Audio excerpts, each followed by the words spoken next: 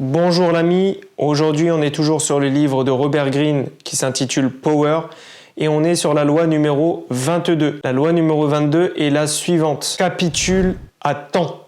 Abandonne lorsqu'il faut abandonner. Lorsque tu es faible et clairement dominé, capitule.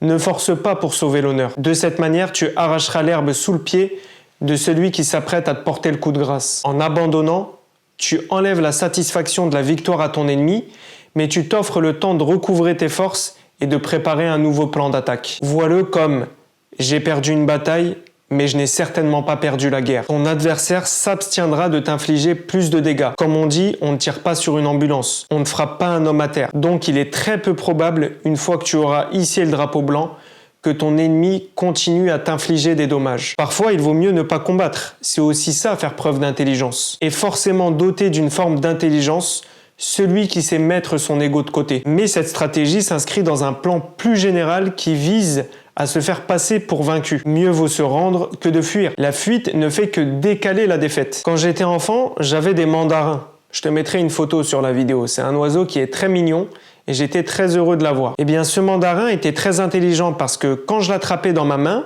il faisait semblant d'être mort. Au début, il bougeait, puis ensuite, il s'arrêtait complètement de bouger et j'ouvrais ma main tout doucement. Il était sur le dos, il bougeait pas, j'ouvrais tout doucement. Et là, il attendait une bonne dizaine de secondes. Et quand il était sûr que j'avais lâché mon emprise, il s'envolait tout d'un coup. Et de nouveau, il me faisait tourner en bourrique, le saligo. Le pouvoir est toujours fluctuant. Prépare ta contre-attaque tranquillement. Et il y aura bien un moment où ton ennemi ne sera pas dans des circonstances favorables, où il sera lui-même affaibli. Ça sera ce moment-là que tu choisiras pour attaquer. Voilà, cette 22e loi est terminée. J'espère qu'elle t'aura plu.